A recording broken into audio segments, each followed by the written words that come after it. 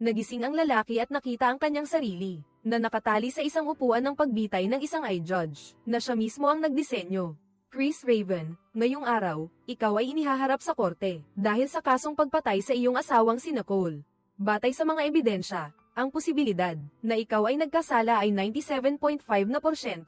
Kung mapatunayang nagkasala, ikaw ay bibitayin sa loob ng 90 minuto. Simulan ang paglilitis. Hindi. Nang marealize ni Chris na hindi siya nananaginip, agad niyang sinabi sa hukom na siya ay isang detective mula sa Serious Crimes Unit. Ang Mercy Court ay itinatag noong 2078, nang maging magulo ang sitwasyon sa Amerika, at dumami ang mga walang trabaho. Dahil dito, dumami ang mga walang tirahan sa lansangan. Tumaas ang antas ng krimen sa Los Angeles, at puno ang mga bilangguan. Para matugunan ang sitwasyong ito, hinati ng pulisya ang mga red zone para sugpuin ang karahasan. Bagaman epektibo ito, daan-daang pulis ang namatay. Napilitan ng gobyerno na muling isipin ang kanilang estratehiya, at dito itinatag ang Mercy Court.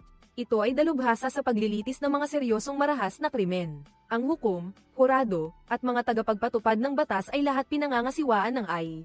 Ginagawa ito sa pamamagitan ng pagkuha ng datos mula sa database, pagsusuri ng ebidensyang ibinigay ng pulisya, katuwang ang mga helicopter at mobile police unit, upang makumpleto ang paglutas ng malubhang krimen, na kayang gawin sa loob ng 90 minuto sa pamamagitan ng pagkuha ng datos mula sa database. Makikipag-ugnayan din ito sa mga taong sangkot sa kaso upang patunayan ang kanilang kawalang sala.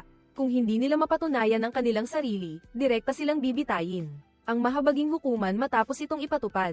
Naghatol ng parusang kamatayan sa 18 kriminal, bumaba ng 68% ang crime rate sa Los Angeles, at nakatipid pa ng bilyon-bilyong dolyar sa gastos sa paglilitis. Ngunit si Chris, bilang namumuna sa pagsusulong ng makataong hukuman, ay nakaupo na ngayon sa upuan ng kamatayan.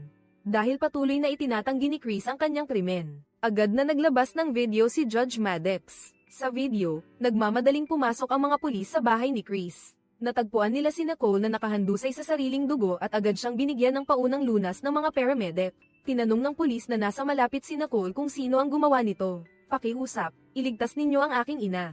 Sino ang gumawa nito? Chris, hindi ito maaaring mangyari. Pagkatapos sabihin iyon, binawian ng buhay si Nicole bago pa man dumating ang pulisya sa pinangyarihan ng krimen. Si Chris lang ang nasa loob ng bahay, na siyang nagpapatunay ng kanyang pagkakasala. Hindi makapaniwala si Chris. Hindi niya alam na pinaslang ang kanyang asawa. Pinayuhan ng hukom si Chris na maghanap ng impormasyon online. Nang makita niya ang balita tungkol sa kaso na kumalat sa internet, doon lang naintindihan ni Chris ang bigat ng sitwasyon. Gayunpaman, mariin niyang iginiit na hindi niya pinatay ang kanyang asawa. Dahil wala ka namang dahilan para patayin si Nicole. Siyempre, hindi naniwala ang hukom doon. Binuksan niya ang cloud database ng pamahalaang lungsod ng Los Angeles at sinabi kay Chris na gagamitin niya ang data doon para magbigay ng hatol. Katulad nito, maaari ring makahanap si Chris ng ebidensya doon, para bawasan ang kanyang antas ng pagdududa. Kung mabawasan niya ang antas sa 72% sa loob ng 90 minuto, hindi maglalabas ng nakamamatay na sound pulse ang silya ng pagbitay. Nang marinig ito ni Chris, agad siyang nagulantang. Paulit-ulit niyang idiniin na siya ay isang tapat na taga-suporta ng mahabaging hukuman. Kahit ang unang kaso na hinawakan ng korte ay ang pagsisikap na isulong at suportahan ang paglilitis. Sa kasong iyon din tunay na naitatag ng mabait na korte ang matatag nitong posisyon. Ngunit sa isang walang damdamin, ang mga pagsisikap ni Chris na subukang pukawin ang simpatiya ng hukom ay walang epekto. Ang makakakumbinsi sa isang makina ay datos lamang. Agad na ipinakita ng hukom ang isang video clip na nagpapakita kay Chris kaninang 8:51 ng umaga, na nagmaneho patungo sa istasyon ng pulisya ngunit hindi bumaba ng sasakyan at sa halip ay umuwi. Pero hindi inaasahan na hindi pala bubuksan ni Nicole ang pinto. Sinabihan niya si Chris na umalis at makipag-usap na lang sa pamamagitan ng abogado. Ngunit sa sumunod na sandali, sinira ni Chris ang camera at gumamit ng spare key para pumasok sa bahay. Nanatili siya roon ng 26 na minuto bago umalis. Pagkalipas ng kalahating oras, ang anak nilang si Britt, na natulog sa bahay ng kaibigan kagabi, ay umuwi at natuklasang malubhang sugatan si Nicole.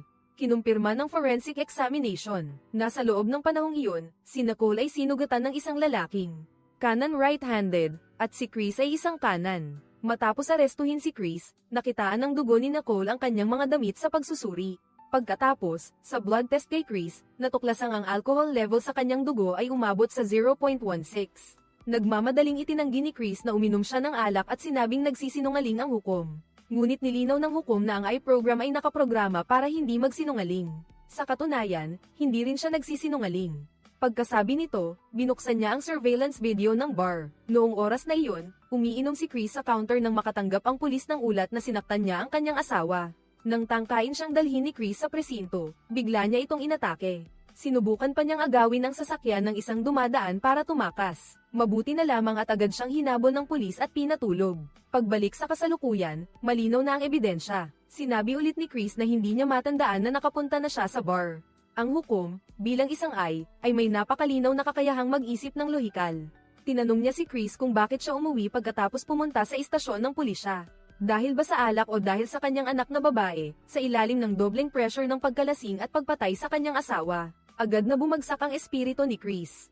Sumigaw siya sa hukom. Pagkatapos ay sumigaw at humiling na makausap si Britt. Ngunit ayon sa mga regulasyon ng korte, kung nais mong makipag-usap sa isang kamag-anak ng namatay, kailangan mong humiling ng nakasulat upang makipag-ugnayan sa kabilang partido. Wala nang ibang pagpipilian si Chris kundi basahin ang isang talata, na nagsasabi sa kanyang anak na huwag maniwala sa mga chismis. Ngunit pagkatapos mag-isip-isip, hiniling pa rin niya sa hukom na tanggalin ang liham na ito. Nakita ng hukom ang paghihirap ni Chris, kaya sa pahintulot ng kabilang panig, nagpadala siya ng email kay Britt, na umaasang makikipag-ugnayan siya sa lalong madaling panahon. Sinabi ng hukom pagkatapos na ang mga regulasyon ng korte ay mapagbigay. Kung ang isang seryosong krimen ay nagawa habang lasing, at matagumpay na nakapag-rehab, kailangan niyang makipag-usap sa kanyang sponsor sa rehab.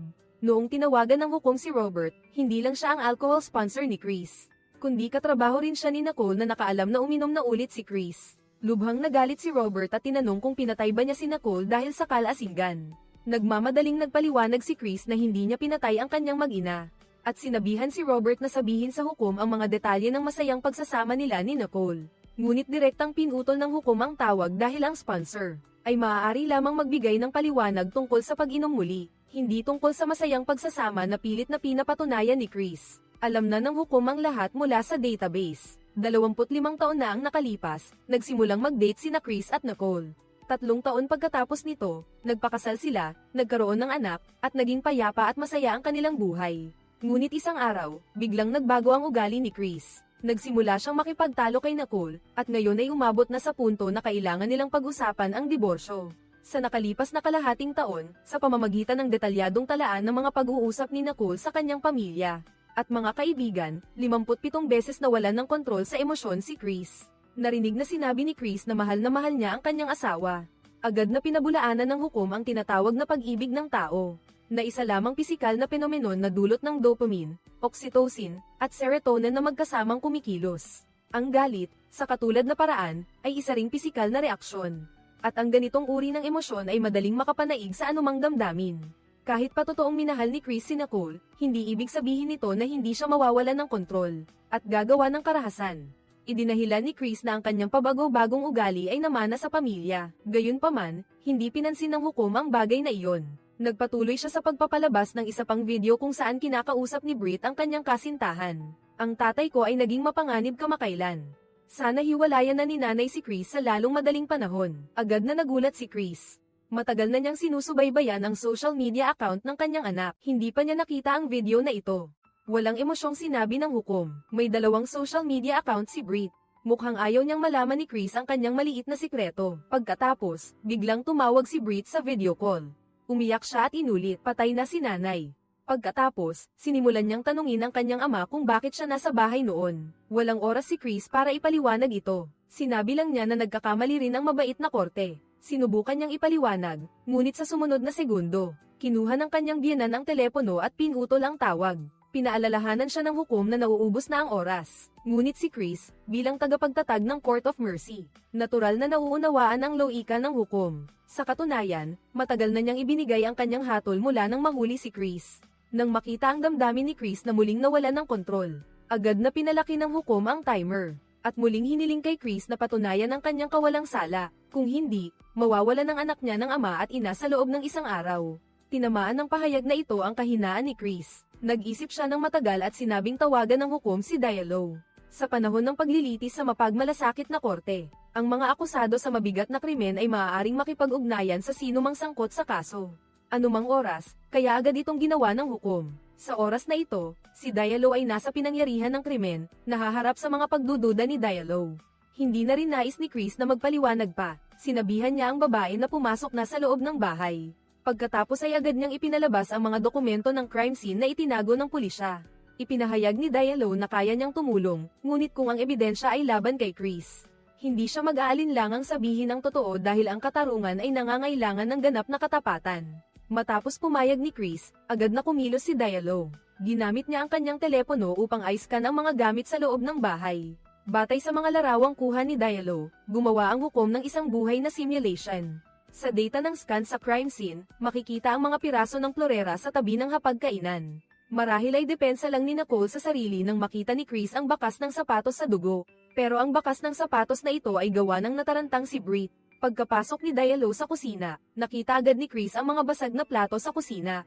Kinumpirma niyang nasa kusina noon ang sospek. Ang plato ay nabasag ng ihagis ni Nicole bilang depensa. May nawawalang kutsilyo sa lalagyan, at nang matagpuan ng pulis si Nicole, ang kutsilyong ito ay nakasaksak sa tiyan niya. Ang resulta ng pagsusuri sa fingerprint sa kutsilyo ay tugma sa fingerprint ni Chris. Takot si Nicole sa kutsilyo, kaya ako ang naghahanda ng pagkain. Pagkatapos, sinuri ni Chris ang buhok sa mantel. Muli, tumugma ang resulta sa kanyang DNA. Sinabi ni Diallo kay Chris na lahat ng ebidensya ay tumuturo sa kanya. Ito ay isang karaniwang kaso ng biglaang karahasan. Siyempre, masama ang sitwasyon para kay Chris, ngunit hindi siya sumuko. Binalikan niya ang log ng tawag ni Nicole. Matapos ang karagdagang pagsusuri, 69% ng mga tawag ay sa mga kamag-anak.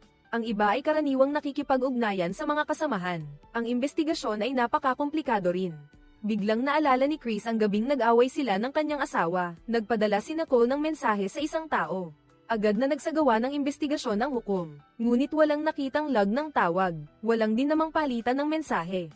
Nag-isip sandali si Chris. Pinaghihinalaan niyang may isa pang telepono si Nicole. Naalala niya na halos kalahating taon na ang nakalipas, may tumawag sa kanya mula sa isang hindi kilalang numero. Kalaunan, nalaman niyang si Nicole ang tumawag para sabihan si Chris na umuwi at tingnan ang mga gamit sa basement.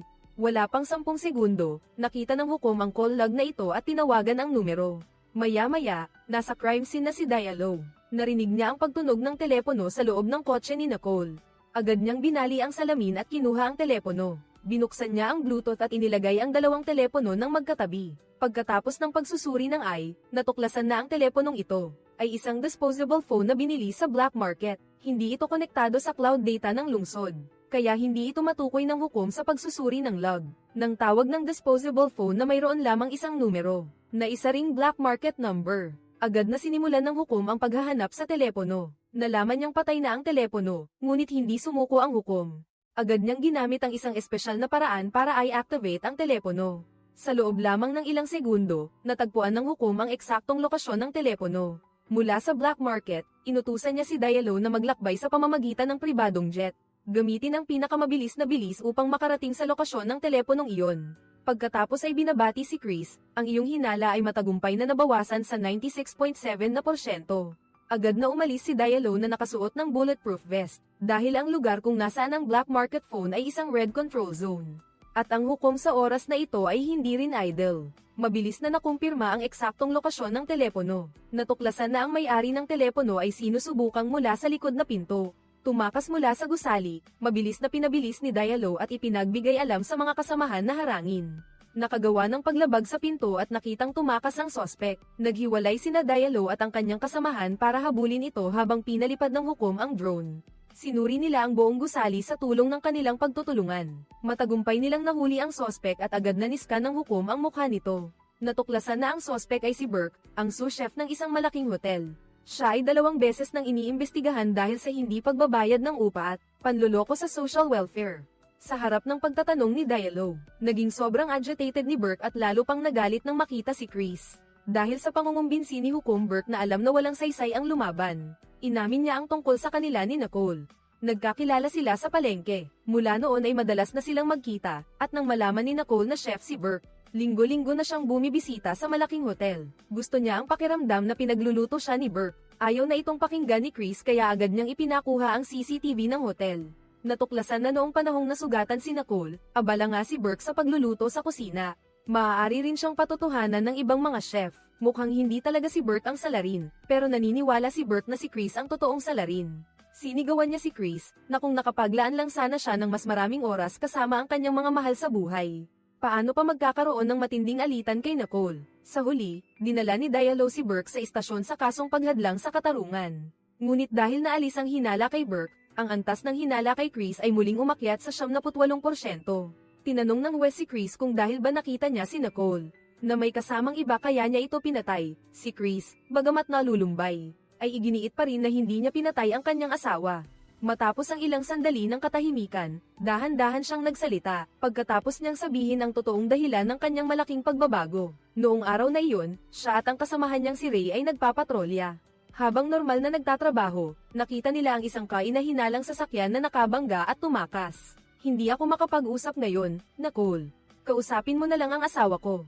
Ako na ang mag-check. Maingat na lumapit si Ray para mag-imbestiga, ngunit sa sumunod na segundo, biglang nagpaputok ang tumakas na kriminal sa loob ng sasakyan. Pagkatapos, umatras pa ito at sinagasaan si Ray, na malubhang nasugatan. Gusto sanang dalhin ni Chris ang kanyang kaibigan sa ospital, ngunit iginiit ni Ray na habulin muna ang magnanakaw. Ginamit ni Chris ang kanyang husay sa pagmamaneho para pasukuin ang sasakyan. Matagumpay na nahuli ng sospek ang magnanakaw, ngunit pumanaw si Ray dahil sa malubhang sugat. Araw-gabi, umaasa si Chris na hatulan ng korte ng kamatayan ang kriminal para matanggap nito ang nararapat na parusa. Gayunpaman, idineklara siyang inosente ng hukom. Mula noon, nalulong sa alak si Chris at namuhay sa pagsisisi at pagkamuhi sa sarili. Kalaunan, dahil sa paghihikayat ng kanyang asawa, matagumpay siyang tumigil sa pag-inom at itinatag ang merciful court. Ngunit ang kriminal na pumatay kay Ray ay nananatiling malaya at hindi pa rin napaparusahan.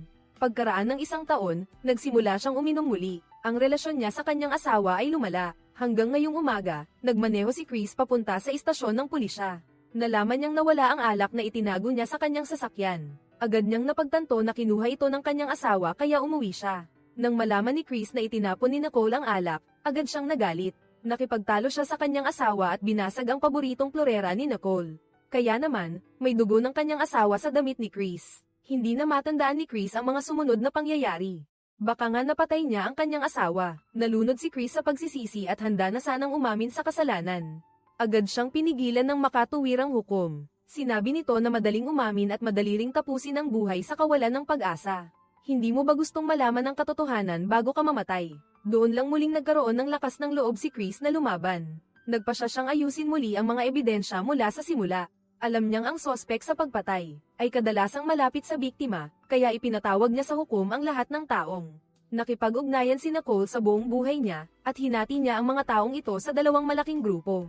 Mga kasamahan at kaibigan, ngunit karaniwan ay abala siya. Hindi niya masyadong alam kung sino ang madalas kausap ng kanyang asawa. Sa sandaling ito, naaalala ni Chris ang mga sinabi ni Burke. Marahil alam niya ang mga kamakailang kakaibang pag-uugali ni Nicole. Agad na kumonekta ang hukom sa detention center. Sa ngalan ng korte, inutusan niya ang gwardya na hanapin si Burke. Walang itinatago si Burke. Sinabi niya na walang problema si Nicole sa kanyang mga kaibigan, pero nagkaroon siya ng problema sa trabaho. Sinabi niya na may misteryosong nawawalang material sa kumpanya. Pinaghihinalaan niya na ninakaw ito ng isang kasamahan at lihim na iniimbestigahan. Gayunpaman, hindi sinabi ni Nicole kay Burke ang pangalan ng material. Sinabi lang niya na nagpapadala ang kumpanya ng kalahating tonelada ng material na ito bawat buwan, ngunit napakalaki ng kita. Pagkababa ng telepono, agad na inalis ni Chris ang hinala sa mga kaibigan ni Nicole. Itinoon niya ang lahat ng kanyang atensyon sa kasamahan ni Nicole. Sinabi ng hukom, matapos suriin ang datos, na ang mga kasamahan ni Nicole ay nasa trabaho ngayon at may alibay. Ngunit naniniwala si Chris na ang salarin ay isa sa mga kasamahan. Muli niyang tinawagan si Diallo at sinabihan itong pumunta sa Viking Shipping Company. Ngunit nagkaroon ng pagdududa ang hukom sa iniisip ni Chris, na palagi siyang naglutas ng kaso batay sa kanyang intuwisyon. Ang korte ay makatarungan at batay lamang sa ebidensya. Ang ebidensya ay malinaw, ngunit ang katotohanan ay madalas na nasa gitna. Ang mahabaging korte ay hindi na ito pinansin pagkatapos marinig ito. Unang nagbago ang ekspresyon ng hukom. Biglang naalala ni Chris ang barbecue party sa kanyang bahay noong linggo. Sa oras na iyon, inimbitahan din ang mga kasamahan ni Nicole. Marahil ang salarin ay nagtatago doon, nagmamasid sa layout ng bahay ni Chris. Naghanda para sa pagpatay, pagkatapos ay agad na hinanap ng hukom ang database. Nakita ang video na kinuna ni Nicole, ngunit sinabi niya na pagkatapos ng linggo. Hindi pa lumalapit ang mga kasamahan ni Nicole sa bahay ni Chris. Hindi ibig sabihin na hindi sila lumapit sa target ang hindi paglapit ng lokasyon ng telepono. Agad na kinuha ng hukom ang lahat ng CCTV footage na malapit sa bahay ni Chris mula alas 9 hanggang alas 10:30 kaninang umaga. May 46 na sasakyang dumaan malapit sa bahay ni Chris pero wala ni isa ang huminto. At ang mga taong naglakad malapit sa bahay ni Chris kaninang umaga ay may malinaw na alibay. Sa sandaling iyon, biglang naalala ni Chris ang kapitbahay niyang si Bill Peterson. Mahilig siyang mag-obserba ng mga ibon kaya nagkabit siya ng kamera para masubaybayan ang mga ibon sa kanyang backyard. Nagkataon na ang kamera na iyon ay nakatutok din sa backyard ni Chris. Agad na sinubukang buksan ng hukom ang video recording. Ngunit napansin niyang may problema sa internet sa bahay ni Bill kaya matatagalan ang pag-load ng mga nakaimbak na video. Habang naghihintay, sinabihan ni Chris ang hukom na tingnan kung anong sasakyan ang gamit ng mga katrabaho ni Nicole. Noong linggong iyon, tinignan ng hukom ang mga video at nakitang kanya-kanya ng dala na sasakyan ang ibang mga katrabaho. Sa sasakyan lang ni Robert may 4 na tao. Agad na tinawagan ni Chris si Robert. Inamin nito na isinakay niya noon sina Kala, Leo, at Mary. Agad na inalis ni Chris ang kanyang paghihinala dahil alam ni Robert ang relasyon ng kabilang partido sa 3 Kala. Pagkatapos ibaba ang telepono, pinanood ni Chris ang video call ng kanyang anak at ng kasintahan nito. Narinig niya, umuwi na si tatay, ibababa ko na. Ang oras ng tawag ay 11:15 kagabi. Agad na kinuha ni Chris ang kanyang attendance record sa istasyon ng pulisya. Nalaman niyang abala siya sa istasyon hanggang 10:07 ng gabi bago siya umuwi. Sa madaling salita, hindi si Chris ang umuwi noon. Agad siyang nagulat at dali-daling tinawagan ang kanyang anak. Ngunit sa oras na ito, labis na nalulumbay si Brit at hindi makapag-usap ng normal. Agad na pinayuhan ng hukom ang ama ng bata na naghahanda para sa kanyang depensa. Kailangan niya ang tulong mo. Pinatay niya ang nanay niya, hindi pa rin sigurado. Hintayin mong kumalma si Brit. Agad na tinanong ni Chris ang kabilang panig kung sino ang gumawa ng ingay kagabi. Sinabi ni Brit na si Nicole ay nagpapahinga sa kama noon. Sinuri ko ang bahay at wala akong nakitang sinuman. Kaya naisip kong mali ang narinig ko. Nalaman kong nag-video si Brit habang sinusuri ang bahay. Agad na binuksan ng hukom ang video. Nakita ni Chris na bahagyang nakabukas ang pinto ng basement. Brit, bumaba ka ba sa basement kagabi? Hindi. Sigurado ka ba? Hindi ka bumaba ng kotse. Alam ni Itay na hindi ka kailanman bumababa roon. Agad na pinataasan ni Chris ang resolution sa hukom. Nakita muli ang isang kamay na nakahawak sa doorknob ng basement. May taong matagal nang nagtatago sa basement ng bahay nila. At ang taong ito ang may pinakamalaking posibilidad na pumatay kay Nicole. Base sa hugis ng kamay ng taong nagtatago sa basement, siguradong lalaki ito at malamang na nakisabay lang siya sa sasakyan ng iba para makarating doon. Dahil dito, marami na namang sospek ang naalis sa listahan. Habang nag-iisip si Chris, pinaalalahanan siya ng hukom na huwag kalimutan ang tungkol kay Nicole. Agad niyang inimbestigahan ang nawawalang sangkap at agad na tinawagan ang voicemail ni Nicole. Hinahanap ni Chris ang keyword na nawawalang sangkap at matagumpay na nakahanap ng email na ipinadala ni Holt. Nabanggit doon na ang nawawalang sangkap ay urea. Ang sangkap na ito ay pangunahing ginagamit sa paggawa ng synthetic cosmetics at fertilizers. Ang pinakamahalaga, ito ay isang sangkap ng synthetic narcotics. Pagkatapos, nagsimulang maghanap ang hukom. Natuklasan na may nag-interfere sa mga record ng inventaryo. Upang pagtakpan ang katotohanan tungkol sa ninakaw na urea, ginamit ni Chris ang reverse thinking sa email ni Holt. Hinanap niya ang keyword na Nicole at natuklasang nagkita nga silang dalawa ng palihim. Ipinatawag ng hukom ang CCTV footage sa lugar ng kanilang pagkikita. Nakita sa video na nagtatalo sina Nicole at Holt. Matapos mapatunayang may problema si Holt, sinimulang suriin ni Chris ang mga dokumento nito. Natuklasan niyang baon pala sa malaking utang ang lalaki. Dahil dito, may sapat na motibo na siya para gumawa ng krimen. Ngunit ang nakapagtataka, patuloy pa ring pinopondohan ni Robert si Holt ng palihim. Halata na alam din niya ang tungkol dito, kaya agad na tinawagan ni Chris si Robert. Gusto niyang alamin ang sitwasyon ni Holt, ngunit si Holt mismo ang sumagot sa telepono. Ayaw ni Chris na gumawa ng gulo, kaya sinabi niya sa hukom na iparating ang kanyang mensahe. Sinabi niya na hanapin si Robert sa panahong iyon. Inabisuhan din ni Chris si Diallo na pumunta sa Viking Freight Company. Kasabay nito, tinanong niya ang hukom kung napanood na niya ang nakaimbak na video ni Bill. Agad na tinawagan ng hukom ang video, at natuklasan na may dumaan sa likod bahay ni Chris kaninang 10:08 ng umaga. Pero umalis si Bill sakay ng kotse niya bandang 11:43. Pero nagkataon na mula 11:36, nawalan ng kuryente ang bahay ni Bill, na naging dahilan din para maapektuhan ang kalapit na CCTV. Sa oras na ito, umikot si Holt at bumalik sa opisina. Pero hindi niya kasama si Robert. Nakita niyang paubos na ang oras, kaya napilitan si Chris na gamitin ang kanyang kasanayan sa pagtatanong. Hindi kinaya ni Holt ang pressure at umamin na siya at si Nicole ay natuklasan na matagal nang nagnanakaw si Robert ng urea seeds. Pero laging mabuti si Robert sa kanila kaya hindi ito ipinagsabi ni Holt at Nicole. Inilahad niya na simula noong nakaraang linggo ay hindi na nila nakita si Robert. Nabalitaan nilang nag-leave ito ngayong araw at nagmaneho ng isang malaking truck. Bukod pa rito, noong barbecue party noong linggo, sinabi ni Robert kay Holt na gusto niyang makausap si Nicole. Pero kailangang maghintay hanggang sa umalis ang lahat, at pinakiusapan pa si Holt na ihatid siya pabalik sa kumpanya. Nagulat din si Chris. Mukhang ang pagkamatay ni Nicole ay tiyak na may kaugnayan kay Robert. Ang mga truck ng Viking Transport ay may mga GPS tracker. Pagkalipas ng 5 segundo, matagumpay na nahanap ng hukom ang lokasyon ng truck.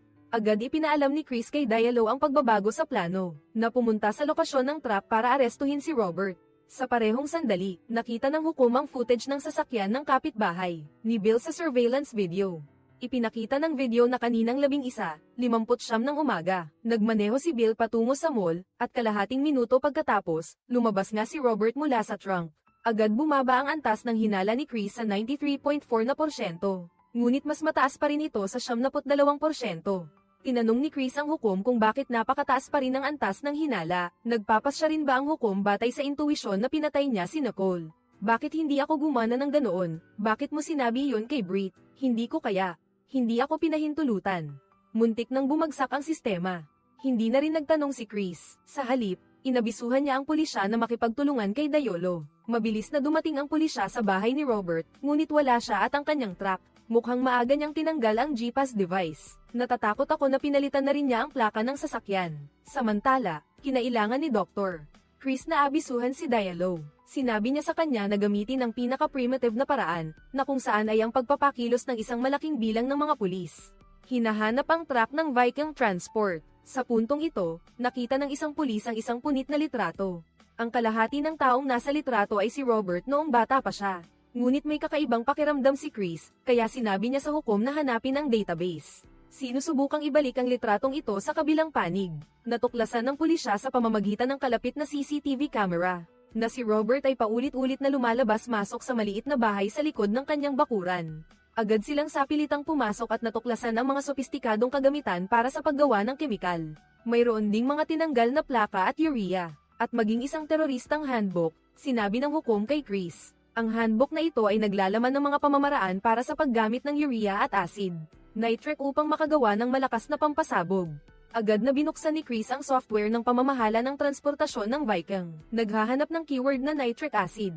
Sa katunayan, nakita niya ang mga talaan ng pagdadala ni Robert ng nitric acid. Mukhang gumawa nga si Robert ng bomba. Sa sandaling ito, natagpuan ng hukom ang truck na iyon. Minamaneho ito ni Robert patungo sa sentro ng lungsod. Kasabay nito, natagpuan din ng hukom ang kalahati ng punit na larawan. Sa pagsusuri, ang taong nasa larawan ay si David, ang nakababatang kapatid ni Robert. Siya rin ang unang seryosong kriminal na hinatulan ng kamatayan ng korte, at ang umaresto kay David ay si Chris. Sa puntong ito, napagtanto ni Chris at ng hukom na ang mga kasong ito ay paghihiganti mula pa sa simula. Maingat na pinlano ni Robert ang layunin na patayin si Chris, ang pumatay sa kanyang kapatid, at pati na rin ang maawang korte. Nagmamadaling ipinaalam ni Chris kay Diallo na arestuhin si Robert sa lalong madaling panahon. Agad nagpadala ng drone ang pulisya, at nakita na may isa pang tao sa upuan ng pasahero ng truck. Nakaramdam ng hindi magandang kutob si Chris. Agad niyang tinawagan ang kanyang anak, ngunit ang sumagot ay ang kanyang biyenan. Ipinakita ng hukom ang surveillance video sa labas ng apartment. Nakita nga niya ang pagdukot ni Robert kay Britt. Sa sandaling iyon, may tunog na beep na narinig mula sa cabin sa likod. Agad na nawala ang hinala ni Chris. Sa wakas ay napawi niya ang pagdududa ng hukom na gustong ibalik ang kanyang kalayaan. Ngunit mabilis itong tinanggihan ni Chris dahil kapag umalis siya sa upuan ng pagbitay, hindi niya magagamit ang cloud data. Sa ngayon, ang pinakamahalaga ay pigilan si Robert na pasabugin ang bomba. Ang gayong paglabag sa panuntunan ay nagpabagsak sa sistema. Halos bumagsak ang AI dahil kailangan itong maging ganap na makatwiran. Hindi ito dapat lumampas sa limitasyon, ngunit pumayag ang hukom sa kahilingan ni Chris. At ito ay nangangahulugan lamang ng isang posibilidad, ang AI hukom ay nagkaroon ng sariling kamalayan. Kasabay nito, walang ingat na nagmamaneho si Robert ng truck sa lungsod. Diretso sa gusali ng korte habang sinusuri ng hukom ang ruta ng pagmamaneho ni Robert. Iniutos niya sa kapitan ng special squad na harangan ang daan sa harap ni Diallo. At itaboy si Robert patungo sa lugar ng pagharang para matiyak na walang magiging mali sa operasyon. Si Diallo, bilang pinakamataas na opisyal ng pulisya, ay nag-utos sa kapitan ng squad na gamitin ang unmanned vehicle na may dalang bomba para lumapit. Agad na nag-alala si Chris nang marinig ito. Nasa loob pa rin ng truck si Britt, at labis siyang naghihirap. Humingi ng tulong sa hukom para makahanap ng mas mahusay na solusyon. Ang truck ay hindi mapigil ang bumilis patungo sa gusali ng korte. Agad na ipinaalam ng hukom sa mga tauhan na lumikas para kay Diallo. Lumapit sa truck para makipag-usap si Chris kay Robert sa pamamagitan ng radyo. Narinig ang boses ng kanyang ama, agad na sumigaw si Britt para humingi ng tulong. Sinabi ni Robert na talagang may problema si David noong taong iyon. Ngunit nakumbinsi niya ang kanyang kapatid na magbago. Si Chris ang sumire sa lahat, malapit nang dumating ang truck sa gusali. Sinamantala ni Diallo ang pagkakataon na magpaputok ng sunod-sunod, natakot ang hukom na masaktan niya. Inilayo ni Britt ang pribadong eroplano. Pagkaraan ng 10 segundo, bumangga ang truck sa gusali ng korte. Agad na naputol ang kuryente ng gusali. Sa susunod na segundo, muling nagsimula ang backup na baterya. Agad na naghang ang sistema ng hukom. Sa kasamaang palad, 25 segundo na lang ang natitira sa countdown ng pagbitay. Sumigaw si Chris sa hukom na bumalik sa katinuan. Sa huling sandali, naibalik ang sistema at nailigtas si Chris. Bumaba si Chris sa unang palapag, kinuha ang bulletproof vest at headset mula sa isang bangkay. At muling nakipag-ugnayan sa hukom sa loob ng bulwagan. Ginawa ni Robert na bihag si Britt at inutusan si Chris na lumabas kaagad. Sinabi ni Chris sa hukom na gustong patunayan ni Robert na hindi mamamatay tao si David. Kaya't maaari niya itong bigyan ng pagkakataong patunayan ito mamaya, para humaba ang oras at magkaroon siya ng pagkakataong kumilos. Pagkatapos magsalita, itinaas ni Chris ang 2 kamay at lumabas ng elevator. Agad na inilabas ni Robert ang detonator, gustong pasabugin si Chris kasama ang Mercy Court. Kasabay nito, biglang lumabas sa malaking screen ang iJudge. Maaari nitong bigyan si Robert ng pagkakataong patunayan ang kawalang kasalanan ni David. Ito ang hiling ni Robert, kaya't handa siyang tanggapin ito. 2 taon na ang nakalipas, nakita ni Robert si David at binigyan niya ang kanyang kapatid ng pera at telepono. Sinabi niyang tutulungan niya itong malampasan ang kahirapan. Pumayag din si David sa kanyang kapatid, ngunit kinabukasan, inakusahan ng Mercy Court si David ng pagpatay sa babae. Sabi ni Valerie Robert, pinatay raw si Valerie ng 10:06 ng gabi sa silangang bahagi ng lungsod. Pero noong 10:05 ng gabi, kausap ni David sa telepono ang lalaking iyon sa kanlurang bahagi ng lungsod. Kailangan lang i-check ang lokasyon ng signal ng telepono, at mapapatunayan na ang kawalan ng sala ni David. Ngunit nang arestuhin siya ng mga pulis, hindi nila nahanap ang telepono kay David. Biglang kinagat ni Britt si Robert nang hindi ito nakatingin. Mabilis na inagaw ni Chris ang baril at pinatay ang pumatay sa kanyang asawa sa harap mismo niya. Gusto na niyang tapusin si Robert doon mismo, mabuti na lang at ang hukom. Napigilan ng isang malaking pagkakamali. Mula noon, tumawag ako sa istasyon ng pulisya. Mabilis na pinigilan ni Chris si Diallo. Patuloy na nagsalita si Robert. Noon, ang sumagot sa telepono ay isang pulis ng kalaban. Matapos malaman ang sitwasyon, nanahimik siya sandali, at sasagutin niya sa lalong madaling panahon, ngunit walang balita. Agad na kinuha ng hukom ang orihinal na log ng tawag. Kinumpirma ang distansya ni David sa pinangyarihan ng krimen. Malinaw na hindi nagsinungaling si Robert. Hindi talaga si David ang pumatay kay Valerie. Biglang naalala ni Chris na si Diallo ang pulis na nag-escort kay David. Hiniling niya sa hukom na ilabas ang body cam footage ni Diallo. Natuklasan niyang inilabas pala nito ang telepono ni David mula sa presinto. Pag-uwi niya, itinapon niya ito sa ilog. Hindi maintindihan ni Chris kung bakit ginawa iyon ni Diallo. Kailangan natin ang unang pagdinig sa korte. Isang matagumpay na paghatol para takutin ang mga gagawang ito. Gayunpaman, marami nang natutunan si Chris matapos ang mga pagsubok na ito. Agad niyang inutusan ng pulisya na arestuhin si Diallo. Pagkatapos ay mahigpit niyang niyakap ang anak ng huwes at tinanong si Chris kung ano ang dapat nilang gawin. Ang tao o sino man ay maaaring magkamali, at kailangan nating matuto mula rito. Sa sumunod na segundo, nawala ang anino ng huwes mula sa malaking screen. Dahan-daang lumitaw ang mga salitang si Chris ay inosente, at dito nagtatapos ang pelikula. Ang BNGCHNG Scene T ay isang bagong labas na pelikula. Bagamat 71 minuto lang ang tagal nito, napakalaki naman ng impormasyong nilalaman. Mabilis ang pangkalahatang takbo ng pelikula at mahigpit ang loika, talagang sulit panoorin. Hinihikayat namin ang mga mahilig na hanapin at panoorin ang orihinal. Dito na nagtatapos ang episode na ito. Salamat sa inyong panonood.